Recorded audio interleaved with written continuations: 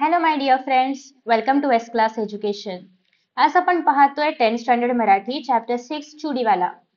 चुडीवाला म्हणजे काय बरं नेमकं? तर तुम्ही पाहिलं असेल, म्हणजे आता मोस्टली तुम्हाला हे नसेल पाहायला मिळत, पण आधीच्या काळी कसं व्हायचं की एक व्यक्ती असायचा ज्याच्याकडे चुडी म्हणजे बांगड्या असायच्या, बँगल्स असायच्या, खूप कलर कलरच्या वेगळ्या साईजच्या वगैरे बँगल्स असायच्या. आणि तो त्या बँगल्स घेऊन सगळ्या गावांमध्ये जायचा किंवा गल्ल्यांगल्ल्यांमध्ये जायचा आणि तो चुडी विकायचा. तर बेसिकली बायका मग त्याच्याकडून त्या सणांसाठी वगैरे बांगड्या लागतात किंवा लहान मुलींना त्या वेगळ्या कलरच्या बांगड्या हव्या असतात तर त्या त्याच्याकडून खरेदी करायच्या. तर बेसिकली त्या व्यक्तीला आपण म्हणतो चुडीवाला, की जो त्या बांगड्या घेऊन सगळीकडे फिरतो आणि त्याच्याकडून बायका त्या चुडी विकत घेतात. ठीक आहे. सो आता चुडीवाला का नाव दिलं, मग बांगडीवाला वगैरे का नाही दिलं? तर कारण असं आहे की हा जो चुडीवाला आहे तर तो हिंदी आहे किंवा तो मुसलमान आहे आणि त्यामुळे त्याला सगळे लोक बांगडीवाला न म्हणतात चुडीवाला म्हणतात. ठीक आहे, कारण तो चुडीवाला चुडीवाला असंच ओरडत येत असतो त्याच्यामुळे. चलो. सो आता हा जो पाठ आहे तर त्याच्या लेखिका आहेत जयश्री रुईकर. प्रसिद्ध लेखिका आहेत. त्यांची जय पराजय, वेदनेला फूल आले या कादंबऱ्या प्रसिद्ध आहेत.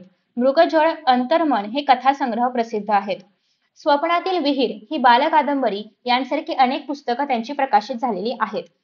प्रस्तुत पाठामध्ये डॉक्टर शिवाजीराव उर्फ दाजीसाहेब पटवर्धन यांच्या अमरावती येथील तपोवनामध्ये संक्रांत आणि ज्येष्ठ पौर्णिमेला कुष्ठरोगी स्त्रिया आणि मुलींनी बांगड्या भरायला येणाऱ्या अब्दुलच्या संवेदनशील वृत्तीचे वर्णन केले आहे. खरं तर हा पाठ जो आहे तर याच्यामध्ये चुडीवाला कुठेही जात नाहीये, तर तो एका तपोवनामध्ये जातोय.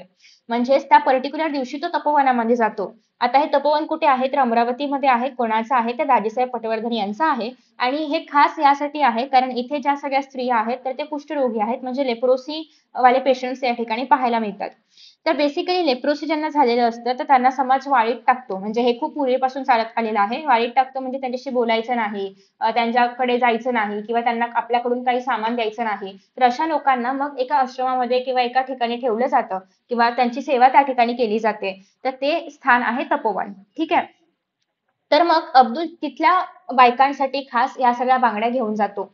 आणि या पाठामध्ये समाज ऋण या मूल्याबरोबरच माणुसकीचे पण दर्शन या लेखिकेने घडवून आणलेलं आहे. आता खरं तर नेमका पाठ काय आहे तो आपण बघूया आणि त्याच्यामध्ये या सगळ्या गोष्टी आपण बघणार आहोत. अब्बाजान आज मत जाओ ना तपोवन को. आता अर्थात अब्बाजान म्हणजे अब्दुल आहे आणि त्यांचा मुलगा त्यांना म्हणतोय की तुम्ही जाऊ नका आज.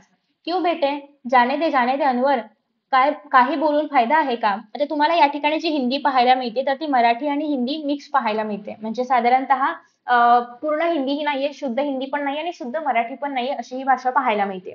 तर त्याचा मुलगा आहे अब्दुलचा अनवर, जो म्हणतोय की नको नका ना जाऊ तुम्ही आज. तर मग त्यांची बायको म्हणते अब्दुलची की जाने दे अनवर, बोलून काय फायदा आहे का? आजचा दिवस म्हणजे तर त्यांच्यासाठी पर्वणीच आहे. पर्वणी म्हणजे मोठा उत्सव आहे, मोठं फेस्टिवल आहे.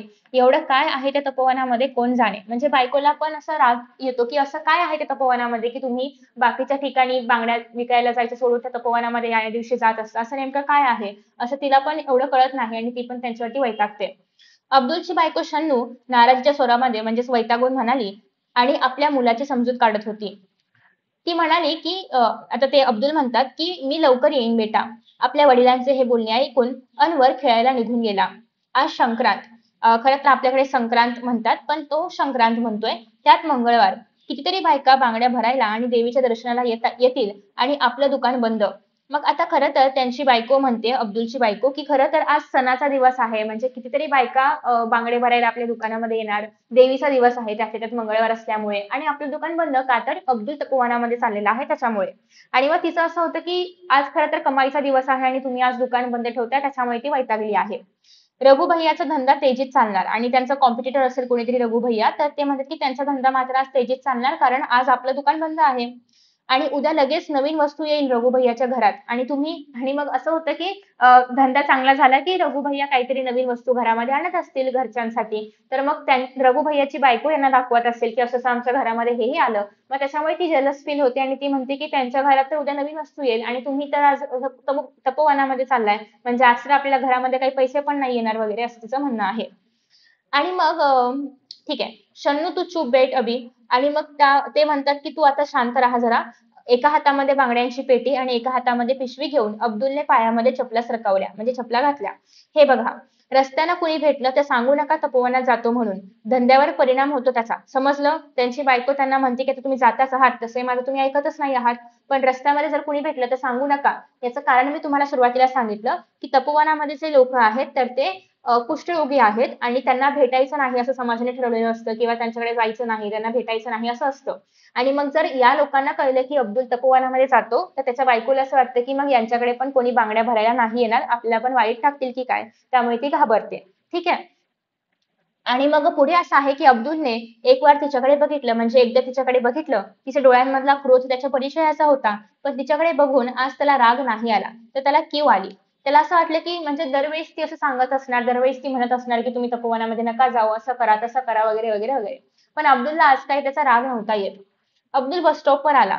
अनेक ठिकाणी उसवलेल्या स्वेटरमधून थंडी चांगलीच जाणवत होती. बस आली. बांगड्यांची पेटी आणि पिशवी सांभाळत अब्दुल बसमध्ये चढला. अगदी खिडकीजवळ बसला. पेटी अलगद उचलून त्याने आपल्या मांडीवर ठेवली. गर्दीत कुणाचा धक्का लागला तर? अर्थात, कारण त्या पेटीमध्ये बांगड्या होत्या, काचेच्या वगैरे होत्या आणि धक्का जरी लागला तर त्या फुटू शकत होत्या आणि त्यामुळे त्याने तसं होऊ नये यासाठी तो त्या पेटीची काळजी घेत होता. लाल, हिरव्या, निळ्या, रंगीबिरंगी बांगड्यांकडे मोठ्या कौतुकाने त्याने पाहिलं. बस सुरू होताच थंडगार वाऱ्याचा झोत म्हणजे थंडगार हवा अधिकच त्रासदायक वाटू लागली. कारण थंडीचे दिवस होते आणि संक्रांत म्हणजे अर्थात तिथे थंडी संपते आणि मग संक्रांत नंतर उन्हाळा सुरू होतो असं मानलं जातं आपल्याकडे. कारण सूर्य जो आहे तो मकर राशीमध्ये प्रवेश करतो. सो त्याच्यामुळे असं आहे की आता नुकतीच थंडी अजून संपायची आहे. स्वेटर घातलाय तो पण फाटलेला वगैरे आहे. त्यामुळे त्याला थंडी अजून जास्त जाणवत होती. अब्दुलने मफलर म्हणजे कानाला जे आपण स्कार्फ टाईप घेतो तर तो लपेटून घेतला. जिल्हाधिकारी कचेरीजवळ पाऊण बस म्हणजे अराउंड 75% बस जी आहे तर ती रिकामी झाली. तपोवनाकडे कोण जाते कशाला आणि तपोवनाकडे कशाला कोणाला जायचं आहे त्याच्यामुळे बस खाली झाली. जेमतेम 5-6 उतारू बसमध्ये होते, म्हणजे 5-6 प्रवासी तेवढ्या त्या बसमध्ये शिल्लक होते. तपोवनाच्या त्या गोलाकार कमानीकडे अब्दुलचे लक्ष गेले आणि अर्थात जिथून तपोवन सुरू होणार असेल त्याच्या बाहेर असं काहीतरी गेट असेल की ज्याची कमान अशी साधारणतः अशी गोलाकार होती, इथून आत जायचं होतं. तर त्याच्यामुळे त्याला गोलाकार कमान असं म्हटलंय, म्हणजे गेट थोडक्यात. ठीक आहे. गेल्या 6 महिन्यात केवढी फुलली आहे तिच्यावर वेल आणि या तपोवनाच्या या कमानीवर काहीतरी वेल झाडं वगैरे लावली असतील तर ती वेल फुललेली आहे. मागे आलो तेव्हा जेमतेम हातभर होती आणि आता मात्र पूर्ण गेटभर पसरली असावी. अब्दुल गेट जवळ आला आणि लहान लहान मुलांनी एकदम गलका करायला सुरुवात केली. चुडीवाला चुडीवाला आला, चुडीवाला आला, कारण लहान मुलांना पण उत्सुकता होती. तो एक सण आला आणि तेव्हा त्या बांगड्या पाहायला भेटणार होत्या, घालायला भेटणार होत्या. तर त्याच्यामुळे ते सगळेजण आनंदी होते. आणि त्या मुलांनी सगळीकडे सांगायला सुरुवात केली की चुडीवाला आलेला आहे, चुडीवाला आलेला आहे. आंब्याच्या झाडाखाली असलेल्या चौथऱ्यावर म्हणजे साधारणतः जे झाड आहे त्याच्या आसपास तुम्ही असं पाहिलं असेल की बसायला असतं. तर याच्यावर बसून अब्दुल बसला आणि क्षणातच सारा कामधंदा सोडून स्त्रियांची गर्दी अब्दुलच्या आजूबाजूला जमली आणि तो त्या ठिकाणी बसला होता. मग सगळ्या बायकांना बांगड्या घ्यायच्या असतील तर त्या सुद्धा त्याच्या आसपास त्या चबुतऱ्यावरती किंवा त्या भागामध्ये येऊन बसल्या. त्याच्यानंतर त्या लाल रंगाच्या मला, त्या हिरव्या रंगाच्या मला चुडीवाल्या माझ्यासाठी आरसा आणला का? आणि मागच्या वेळी मी सांगितलं होतं ना, तर बेसिकली असा सगळा सगळा गोंधळ सुरू आहे. ते म्हणतात की चुडीवाला मला या कलरच्या बांगड्या दे, मला त्या कलरच्या बांगड्या दे. कोणी म्हणते की माझ्यासाठी तू आरसा आणलास का? वगैरे वगैरे वगैरे. सो बेसिकली या सगळ्या बायकांचा गोंधळ त्या ठिकाणी सुरू आहे. अब्दुलच्या आजूबाजूला गर्दीच गर्दी आणि गोंधळ सुरू झाला. प्रत्येकीला प्रथम बांगड्या भरायच्या होत्या आणि अर्थातच तो खूप दिवसांनी आला असल्यामुळे प्रत्येकीला वाटायचं की मला आधी बांगड्या मिळाल्या पाहिजेत आणि त्यामुळे सगळ्यांचा त्याच्या भोवती असा घोळका जमला होता. आणि मग एक मिनिट, हे जर आपण इरेज करूया. हा.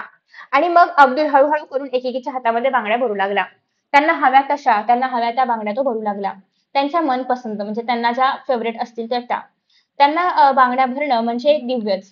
पण अब्दुलनं ती कला साधली होती. कारण त्यांचे ते हात असे कमजोर झालेले असायचे किंवा ते लेप्रोसीमुळे त्यांच्या स्किनवरती असं काही काही उठलेलं असायचं. तर त्याच्यामुळे त्यांना ते बांगड्या घालणं हे इतकं इझी नव्हतं.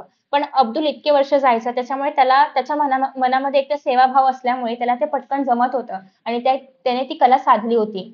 बांगड्या भरल्यानंतरचा त्यांच्या चेहऱ्यावरचा आनंद अब्दुलला लाख मोलाचा वाटायचा आणि त्या खूप खुश व्हायच्या त्या बायका की बांगड्या भरल्यानंतर. कोणी तसं करायचं नाही, त्यांच्याकडे कोणी यायचं नाही, पण अब्दुल मात्र येतो, बांगड्या भरून देतो. हे खूप वेगळी गोष्ट आहे किंवा आनंदाची गोष्ट होती त्यांच्यासाठी. 2-3 तास बांगड्या भरण्याचा कार्यक्रम सुरू होता. साऱ्या तपोवनातील तो एक आनंदाचा आणि चैतन्याचा दिवस. आवाज, गडबड, गोंधळ, चेहऱ्यावरचा आनंद आणि हे सारं वातावरण निर्माण करणारा चुडीवाला म्हणजे अब्दुल तपोवनातील स्त्रियांना, मुलींना अगदी देवदूतासारखा वाटायचा. कारण तो आला की ही सगळी गडबड सुरू असायची, सगळीकडे आनंद पसरायचा आणि मग त्यामुळेच असं वाटायचं की तो कुठल्यातरी देवाने पाठवलेला दूत आहे जो त्यांच्यामध्ये आनंद निर्माण करतोय. वर्षातून दोनदा संक्रांतीला आणि ज्येष्ठ पौर्णिमेला तपोवनातील स्त्रिया चुडीवाल्याची आतुरतेने वाट पाहायचे आणि अब्दुललाही तो आनंद पाहून विलक्षण समाधान वाटायचं की म्हणजे त्यांच्या चेहऱ्यावरचा तो आनंद पाहणं हे खरं तर अब्दुलला खूप समाधान वाटायचं की आपण त्यांच्यासाठी काहीतरी करतोय, आपण समाजासाठी काहीतरी करतोय अशी एक भावना त्याच्या मनामध्ये असायची. असेच काही दिवस गेले. एक दिवस रघु भैया आला. त्याच्या हाती पोस्टमनने दिलेलं पत्र होतं. अब्दुल मियां तपोवन से चिठ्ठी आई है आपको. आणि मग तो रघु भैया जो आहे तर तो आला अब्दुलकडे आणि तो म्हणतो की तुमच्यासाठी चिठ्ठी आलेली आहे, एक लेटर आलेला आहे. दिखाव दिखाव. आणि मग अब्दुल पण उत्सुकतेने म्हणतो की बघू बघू. अरे पण चिठ्ठी मराठीतून आहे. असं रघु भैया म्हणतो. आणि मग अब्दुल म्हणतो की ठीक आहे मग तूच वाचून दाखव काय लिहिलंय ते. रघु भैयाने चिठ्ठी मोठ्याने वाचली. चिठ्ठीमधला मजकूर ऐकून अब्दुल आणि शन्नू यांना खूपच आनंद झाला. म्हणजे ती आणि त्याची बायको दोघांना पण आनंद झाला. तपोवनामध्ये होणाऱ्या संमेलनाच्या प्रसंगी अब्दुलचा खास सत्कार होणार होता आणि त्यासाठी पत्र पाठवून दाजी साहेबांनी त्याला निमंत्रण दिलं होतं. म्हणजे खास तो तपोवनामधल्या बायकांसाठी येतो, त्यांना आनंद देतो, त्यांना त्या चुडी आणून देतो. या सगळ्यासाठीच त्याचा सत्कार होणार होता. त्या सेवेसाठी त्याचा सत्कार होणार होता. त्यासाठी त्याला इन्व्हिटेशन आलं होतं. त्यानंतर पुढे असं आहे की दोन दिवसांनीच सत्कार समारंभ होता. कधीही लाभणार नाही असे सत्काराचे भाग्य त्याच्या वाट्याला आले होते. त्याने इमॅजिन पण केलं नव्हतं की असं काहीतरी आपल्या लाईफमध्ये होईल. कोणीतरी कधीतरी आपला सत्कार करेल असं त्याला कधीच वाटलं नव्हतं. पण त्याच्या समोर ही संधी आली होती आणि पत्र आल्यापासून तो त्याच आनंदामध्ये होता. म्हणजे कोणालाही आनंद होईल ना की कोणीतरी आपला सत्कार करतंय आणि ते पण कधी इमॅजिन नव्हतं केलं, कधी एक्सपेक्ट नव्हतं केलं. अशा गोष्टी आपल्या आयुष्यामध्ये होत आहेत तेव्हा आपण खूप आनंदी होतो. पुन्हा पुन्हा तो स्वतःच स्वतःला विचारत होता की सत्कार करण्या एवढं मी काय केलं आहे तपोवनासाठी. म्हणजे त्याला अजूनही असं वाटत होतं की मी काहीच नाही केलं किंवा मी असं काय वेगळं केलंय की लोक माझा सत्कार वगैरे करतायत असं त्याला वाटायचं. म्हणजे तो अजून पण किती ग्राउंडेड आहे किंवा त्याला अजिबात असा गर्व नाहीये की मी जाऊन असं करून यायचो वगैरे असं त्याचं काही म्हणणं नाहीये. त्याला असं वाटायचं की अजून तर मी काही केलंच नाहीये तरी पण का माझा सत्कार वगैरे करतायत. अब्दुल तपोवनामध्ये आला तेव्हा कार्यक्रम सुरू झाला होता. स्टेजच्या समोर बाजूला मांडलेल्या खुर्च्यांवर काही निमंत्रित पाहुणे मंडळी बसली होती. अब्दुलला त्यांच्या बरोबर बसायला संकोच वाटला. म्हणजे त्याला असं वाटलं की ती किती मोठी माणसं आहेत, मी कुठे त्यांच्यामध्ये जाऊन बसावं. तो तसाच उभा राहिला. तेवढ्यात खुद्द दाजी साहेबांनीच त्याला बोलवून जवळच्या खुर्चीवर बसायला सांगितले. सत्कार समारंभाच्या कार्यक्रमाला सुरुवात झाली. सुरुवातीचे अध्यक्षांचे स्वागत किंवा ते काही ज्या काही फॉर्मल गोष्टी असतात, औपचारिक गोष्टी वगैरे असतात ते झालं आणि दाजी साहेबांनी बोलायला सुरुवात केली. अब्दुल बघतच राहिला. 84 म्हणजे 84 वर्षांच्या वृद्धाचा ताठपणा, उंच सडसडीत देहयष्टी म्हणजे इतकं एज असून पण ते किती ताठ उभे होते, किती मजबूत त्यांची देहयष्टी म्हणजे किती स्ट्रेंथ त्यांच्या बॉडीमध्ये पाहायला मिळत होती. तेजः पुंज चेहरा म्हणजे अतिशय तेजस्वी असा चेहरा, अतिशय लाईट काय म्हणूया आपण की त्यांचा ऑरा खूप सुंदर होता, इतका की लोक त्यांच्याकडे अट्रॅक्ट व्हायचे किंवा ते अजूनही इतके सुंदर दिसायचे. हे कशामुळे? का तर ते लोकांसाठी जे करतायत त्याच्यामुळे त्यांचा हा ऑरा इतका सुंदर झालेला होता किंवा इतका ब्राईट झालेला होता. गौरवर्ण म्हणजे ते थोडेसे गोरे होते. पांढरे स्वच्छ धोतर घातले होते आणि त्यावर बंद गळ्याचा कोट, डोक्याला केशरी फेटा. तर अशा पद्धतीने साधारणतः त्यांची वेशभूषा होती. या वयात सुद्धा आवाजातला खणखणीतपणा आणि बोलण्यातली ऐट यामुळे अब्दुल भारावून बघत होता. आणि म्हणजे इतकं वय असून पण शक्यतो म्हातारी माणसं इतकं क्लिअर, स्पष्ट आणि इतक्या खणखणीत आवाजामध्ये नाही बोलत. पण ते बोलत होते. म्हणजे हे सगळं पाहून अब्दुलला आश्चर्य वाटत होतं की आणि असं हे पण वाटत होतं की इतकं वय असून सुद्धा हा माणूस इतका खणखणीत बोलतोय. त्याचं कौतुक सुद्धा अब्दुलला वाटत होतं. आणि ते सगळं पाहून तो भारावून गेला. म्हणजे त्याला काय करायचं हेच कळत नव्हतं. तो अतिशय त्याच्यामध्ये मग्न होऊन गेला. दाजीसाहेब बोलत होते. रामानं सेतुबंधन केलं, पण त्यासाठी अनेकांचा हातभार लागला. अगदी लहानशी खार पण तिनं सुद्धा आपल्या शक्तीप्रमाणे सेतुबंधनाला मदत केली. तुम्हाला सगळ्यांना माहिती असेलच की जेव्हा राम सीतेच्या शोधामध्ये होते तर तेव्हा त्यांना लंकेमध्ये जायचं होतं. आणि सगळ्यांना हे पण माहिती आहे की भारत आणि लंका यांच्यामध्ये मोठा हिंदी महासागर आहे, दक्षिण महासागर आहे. तर मग तो ओलांडायचा असेल तर त्यासाठी काहीतरी ब्रिज वगैरे पाहिजे, जो त्या काळामध्ये नव्हता. मग रामायणामध्ये अशी कथा आहे की हनुमानाने जे पण दगड होती तर ती ठेवून ठेवून त्या ठिकाणी एक सेतू बांधला, एक ब्रिज बांधला, जेणेकरून राम, वानरसेना, हनुमान किंवा इतर सगळेच लोक जे आहेत तर ते लंकेमध्ये जाऊ शकतील. आणि मग हे सगळं करत असताना, एवढी मोठी मोठी दगड बांधत असताना त्या ठिकाणी तिथे खारुताई येते आणि तिला पण मदत करायची असते किंवा या कामामध्ये तिला पण हातभार लावायचा असतो. आता ती एवढीशी खारुताई किंवा स्क्विरल ज्याला आपण म्हणतो तर ती दगड कशी उचलणार? तरी पण ती लहान लहान तिच्या तिला जेवढे शक्य होईल तेवढी दगडं किंवा खडक जे उचलून ती ठेवायचं काम करत होती. आणि तिला जेव्हा प्रभू श्रीराम पाहतात तेव्हा ती म्हणते की मी माझा खारीचा वाटा उचलला किंवा मला जेवढं शक्य आहे तेवढी मी तुम्हाला मदत करण्याचा प्रयत्न केलेला आहे. तर त्याचप्रमाणे दाजीसाहेब म्हणतायत की कुठलंही मोठं काम जर करायचं असेल, जसं की सेतूबंधनाचं काम मोठं काम होतं. पण ते करत असताना कुठलाही एकटी व्यक्ती ते काम करत नाही, तर अनेक लोकांचा हातभार त्यासाठी लागतो. तशीच मदत या तपोवनासाठी देणाऱ्या काही व्यक्ती आम्हाला सुदैवाने लाभल्या आहेत. आणि त्याचप्रमाणे तपोवन चालवणं हे काही साधी गोष्ट नाहीये. अनेक लोकांचा हातभार यासाठी आहे. अनेक लोकं आम्हाला मिळालेली आहेत आणि म्हणून आम्ही हे जे पुण्याचं काम आहे तर ते करू शकतो. आणि मग ते सगळे लोकं जे आहेत त्यांचा सत्कार आज होणार होता. संक्रांतीला आणि ज्येष्ठ पौर्णिमेला बांगड्या भरण्याचा प्रस्ताव जेव्हा समोर आला, तेव्हा अनेक बांगडीवाल्यांना भेटून इथे येण्यासाठी विनंती केली होती. पण कोणीही माझ्या विनंतीचा स्वीकार नाही केला. म्हणजे खरं तर त्या स्त्रियांना पण तो आनंद मिळावा, त्यांना पण तो उत्सव साजरा करता यावा, यासाठी दाजीसाहेबांनी अनेक बांगडीवाल्यांना म्हटलं होतं, की आमच्याकडे बांगड्या भरण्यासाठी येत जा. पण कुणीच त्यासाठी तयार होत नव्हतं. कारण अर्थात तुम्हाला सांगितल्याप्रमाणे की ते कुष्ठरोग्यांचं आश्रम होतं. पण अब्दुल जे आहे त्यांनी मात्र स्वतःहून इथे येण्याचं आश्वासन दिलं आणि दरवर्षी न चुकता अब्दुल मिया म्हणजे अब्दुल भाई असं आदरार्थी त्यांना म्हटलं जातंय. तर ते इथे येतात. येथील भगिनींच्या जीवनामध्ये आनंदाचा वर्षाव करतात. वर्षातले 2 दिवस तपोवनामध्ये अतिशय आनंदाचे आणि उत्साहाचे असतात. ते कसे असतात त्याचं वर्णन आपण ऑलरेडी पाहिलेलं आहे.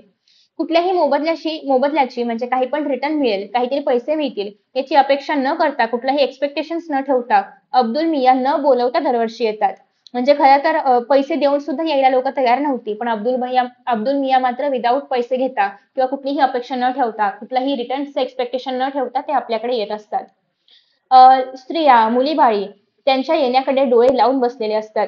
अब्दुल मियाचे हे समाजकार्य, ही मानवसेवा खरोखर फार मोठी आहे आणि खरं तर ही समाजसेवाच आहे एक प्रकारची. कारण ते कुठलाही मोबदला न घेता त्यांच्या चेहऱ्यावरती हसू आणतायत. त्यांना ते सण समारंभ अजून चांगल्या पद्धतीने साजरे करायला मदत करतायत. तर त्यामुळे असं म्हणणं आणि त्यामुळेच त्यांच्या येण्याकडे या सगळ्या बायका ज्या आहेत, तर त्या डोळे लावून बसतात. त्यांची वाट पाहत असतात. आणि म्हणूनच त्यांचा आज सत्कार करायचं ठरवलं आहे. तेव्हा त्या सत्काराचा स्वीकार अब्दुल मियां यांनी इथे येऊन करावा.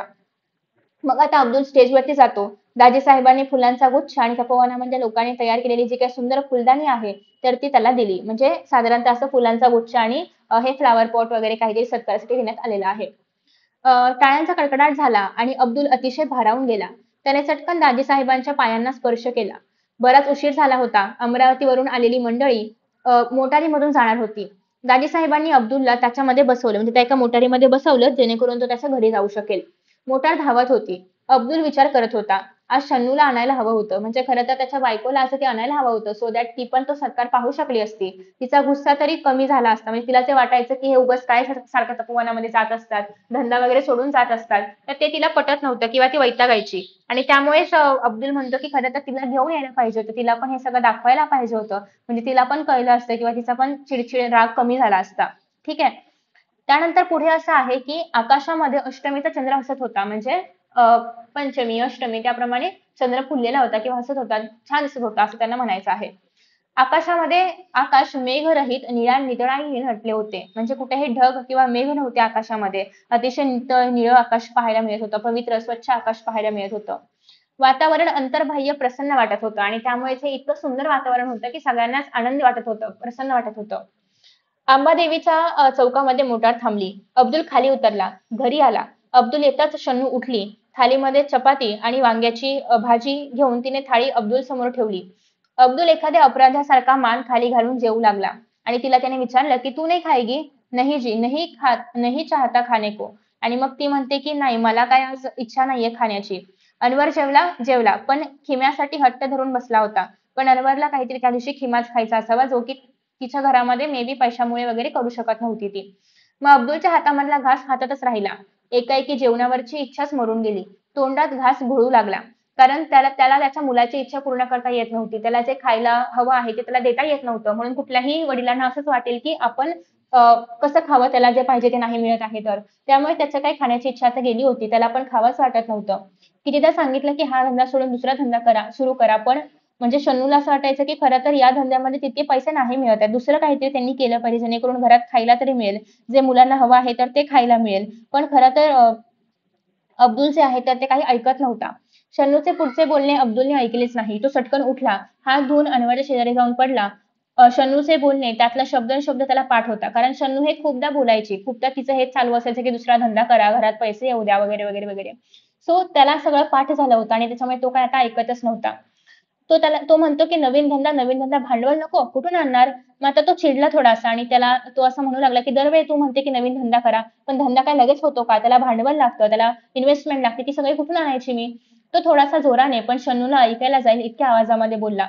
पण भांडवलापेक्षाही त्याला अब्बाजांपासून चालत आलेला हा बांगड्यांचा धंदा सोडवायचा नव्हता.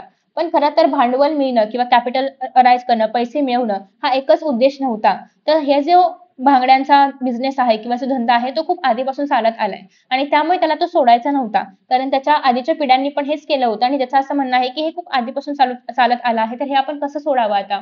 तर त्याच्यामुळे तो असं म्हणत होता. नवरात्र संपले होते. त्यात धंदा चांगला झाला. म्हणजे नवरात्रीमध्ये साधारणतः उत्सव असल्यामुळे सगळे लोकच बांगड्या खरेदी करणं वगैरे चालू असतं. त्यामुळे धंदा चांगला झाला होता. त्यानंतर पुढे असं आहे की लोक आता दिवाळीच्या तयारीला लागले होते. कारण हे झालं, नवरात्र झालं की दिवाळी वगैरे येते. मग त्याची सजावट किंवा त्यासाठी काही नटण्याचं वगैरे सामान घ्यायचं असेल, तर अगेन त्यावेळेस पण धंदा होतो. रघु भैयाने दुकानाला रंग देण्याचे काम काढले होते. कारण त्याचा धंदा चांगला झाला होता, सो त्याने विचार केला असेल की आपण थोडंसं दुकानाला नवीन रिनोव्हेट वगैरे करूया. अब्दुल दुकानावर आला. त्याचा चेहरा उदास दिसत होता. रघु भैयाने त्याला आवाज दिला, "क्यों आज दुकान नहीं खोलता?" "नहीं भैया, हे तपोवनच आता दाजीसाहेबांच्या हाती राहिलं नाही हे कळलं. तेव्हापासून मन नाही लागत धंदा करायला." "आता तपोवनाचं काय होईल रे रघु भैया?" आणि मग त्याला असं कळतं की तपोवन काय आता त्यांच्याकडे नाहीये, दाजीसाहेबांकडे नाहीये. कारण ऑलरेडी आपण दाजीसाहेब किती महान व्यक्ती आहेत त्यांचं वर्णन वगैरे सगळं ऐकलंय. मग जेव्हा त्याला हे कळतं की आता दाजीसाहेबांकडे नाहीये तपोवन, तेव्हा त्याला खूप वाईट वाटतं. म्हणजे असं काही काम करावं असं वाटत नाही. त्याचं मन कशामध्ये रमत नाही आणि हे सगळं तो रघु सोबत शेअर करतोय. त्यानंतर पुढे असं आहे की आता त्यांची कशी काळजी घेतली जाईल रे आणि आयुष्याचं मोल देऊन तन, मन, धनानं फुलवलेली ती कर्मभूमी सोडण्याच्या कल्पनेने दाजीसाहेबांना काय वाटलं असेल? म्हणजे त्याला असं वाटलं की दाजी साहेबांनी हे किती मेहनतीने हे सगळं बनवलं होतं आणि ते आता सोडून जाताना काय बरं वाटेल दाजी साहेबांना, कसं वाटत असेल? अब्दुल विलक्षण हळवा झाला आणि हा विचार करून करून त्यालाच कसं तरी होत होतं. तोच हळवा होत होता किंवा त्यालाच असं सॅड फील होत होतं, दुःख फील होत होतं की त्यांना कसं वाटेल. देवळातल्या पहारेकऱ्याने दोनचे टोल दिले. शन्नू घोरत होती. म्हणजे दुपारची वेळ होती, 2 वाजले होते. शन्नू झोपलेली होती. अनवर पण गाढ झोपला होता. अब्दुल उठला, अगदी हलकेच उठला. कोपऱ्यात बांगड्यांच्या पेटीवर ठेवलेली पिशवीतली एक एक वस्तू बाहेर काढू लागला. जसे की पावडरचा डबा असेल, रुमाल आहे, रिमीन आहे, जे पण नटायचं सामान असतं तर ते, पिना आहे, सोनेरी बांगड्या, साध्या बांगड्या, नायलॉनच्या बांगड्या. संक्रांतीला हे सारं तपोवनामध्ये नेणार होता तो. तिथे चुडीवाला म्हणून स्त्रिया, मुली बाळी म्हणजे ज्या काही मुली आहेत, लहान बाळं आहेत, तर ती धावत त्याच्याजवळ जमणार होती. काही काळ तरी सारे विसरून हसणार होत्या आणि त्यांचे हसू बघून अब्दुलला सुद्धा छान वाटणार होतं, सुख वाटणार होतं. पण आता हे सारं संपणार होतं. स्वतःसाठी सारेच जगतात, पण दुसऱ्यांसाठी जगण्यातला आनंद, त्या आनंदाचे सुख वर्षातून फक्त दोनदाच अब्दुल अनुभवायचा. पण आता आता तर ते पण मिळणार नव्हतं. एखाद्या वस्त्राचा एकाकी रंग उडून जावा, त्याप्रमाणे त्याची जीवन इच्छा म्हणजे जगण्याची इच्छा एकी उडून गेली होती. कारण त्याला ते आवडायचं, त्याला ते करावंसं वाटायचं. पण तो त्याचा उद्देश होता लाईफचं, पर्पज होतं. पण तेच आता राहिलं नाहीये. तर त्याच्यामुळे त्याला जगण्याची पण इच्छा नव्हती. त्या साऱ्या वस्तूंकडे बघता बघता अब्दुलचे डोळे पाण्याने काठोकाठ भरून आले. त्याला रडू येऊ लागलं. त्या तपोवनाचा परिसर विरघळत होता आणि हळूहळू त्याला डोळ्यांकडे दिसत होतं की त्याचं तपोवन त्याच्यापासून दूर चाललेलं आहे. हळूहळू रात्र उतरणीला आली होती आणि आता हळूहळू संध्याकाळ होऊ लागली होती. म्हणजे साधारणतः अशा पद्धतीने हा पाठ आहे आणि त्याला खूप दुःख होत होतं की आता इथून पुढे आपल्याला तपोवनात वगैरे नाही जायला मिळणार आणि त्याच्या लाईफमधलं जे काही पर्पज होतं, आनंद घेण्याचं जे काही एक पर्पज होतं, तर ते आता नसणार आहे. सो त्यामुळे तो दुःखी होता. तर अशा पद्धतीने आपण संपूर्ण पाठ पाहिलेला आहे. आय होप की तुम्हाला सगळा पाठ कळला असेल. काही डाउट्स असतील, कुठला शब्द नसेल समजला, तुम्ही खाली कमेंट बॉक्समध्ये सांगू शकता. मी तो तुम्हाला एक्सप्लेन करण्याचा प्रयत्न करेन. सो नक्की हा व्हिडिओ तुमच्या मित्रांसोबत शेअर करा. Thank you so much for watching and see you in the next video. Bye bye.